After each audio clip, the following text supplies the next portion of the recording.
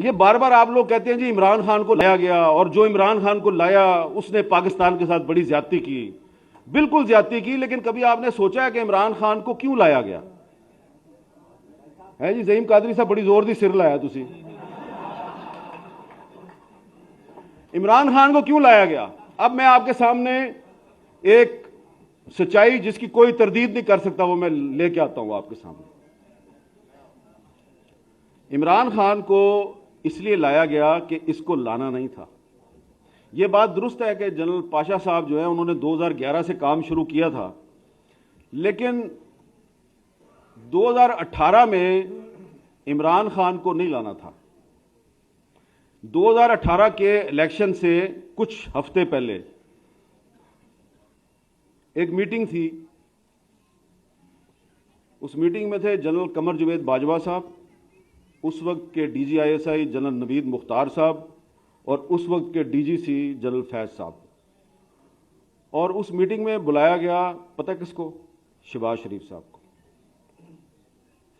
और शहबाज शरीफ साहब को बुला के ये कहा गया जी, पूछा गया ये बताएं जी कि अगर आप मुल्क के वजीर आज़म बन जाएं तो आपकी कैबिनेट में कौन कौन होगा? उन्होंने कहा जी कैबिनेट में वही होगा जिसके बारे में पार्टी जो है वो फैसला करेगी और जिसके बारे में नवाज शरीफ साहब बताएंगे। उन्होंने कहा अच्छा आपका जो वजीर खजाना और वजीर खारजा वो कौन होगा? उन्होंने कहा जी पार्टी फैसला करेगी और नवाज शरीफ साहब बताएंगे। उन्होंने कहा अच्छा ये बताएं कि अगर हम आपको ये कहें कि आपने हर काम नवाज शरीफ से पूछ के नहीं करना तो ये कैसा रहेगा? तो उन्होंने बड़े तरीके से कहा जी कि देखिए मैं तो, मेरी बड़ी एक ओपन पोजीशन है, मैं तो इस्टेब्लिशमेंट से लड़ाई का हामी नहीं हूं और ये मैं कुछ छुपा के तो बात करता नहीं, लेकिन देखिए मेरी पार्टी के लीडर नवाज शरीफ साहब हैं, तो आखिरी फैसला तो वही करेंगे और पार्टी करेगी। आप मुझसे ये तवक्को ना करें कि मैं नवाज शरीफ साहब जो है उनके खिलाफ जाऊंगा। जनाब वो बड़ी लंबी मीटिंग थी और मीटिंग का अख्ताम जो है वो ये हुआ कि शहबाज शरीफ साहब ने उनको कह दिया जी कि अगर आप ये समझते हैं कि आप मुझे वज़ीर आज़म बनाएंगे और वज़ीर आज़म बनने के लिए मैं अपने भाई का साथ छोड़ दूंगा, तो ये मैं आपके साथ झूठ नहीं बोलूंगा, मैंने ऐसा नहीं करना। तो साद रफीक साहब मैंने आपको 3 नाम बता दिए, कमर जवेद बाजवा साहब, नवीद मुख्तार साहब, जनरल फैज साहब। अब ये 3 तो पता नहीं आपको मिलेंगे नहीं मिलेंगे, आप इनसे पूछेंगे नहीं पूछेंगे। शहबाज शरीफ साहब तो आपको रोज ही मिलते हैं ना, उन्होंने को पूछ लेना।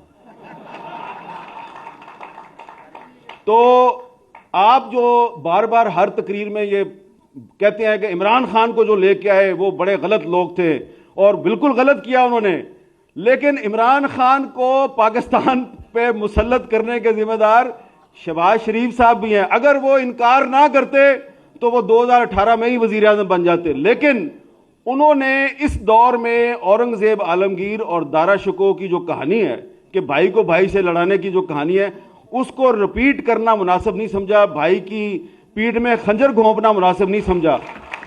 लिहाजा उनके उस अमल की वजह से बाजवा साहब मजबूर हुए कि इमरान खान को मुसल्लत किया जाए, और फिर उन्होंने मुसल्लत किया, और फिर उन्होंने गिन कर शहबाज शरीफ साहब से भी और आपसे भी उन्होंने बदले लिए, और थोड़े से बदले उन्होंने ख्वाजा आसिफ साहब से भी लिए।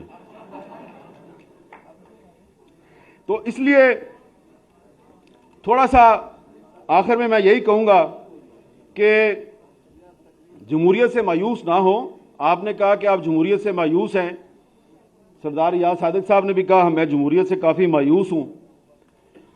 आप जमहूरियत से मायूस ना हो, इसलिए कि जमहूरियत तो आई नहीं, पहले आप जमहूरियत पार्टी में लाएं, फिर जमहूरियत असेंबली में आएगी, फिर मायूस हो। अभी आप जिस तरीके से आप कौमी असेंबली में PTI वालों ने इस्तीफे दिए हुए हैं, तो आप कहते हैं जी वो इस्तीफे ठीक नहीं दिए। भाई इस्तीफे तो दिए हैं ना, इस्तीफे कबूल करो, इस्तीफे कबूल करके उनके हलकों में बाई इलेक्शन कराओ।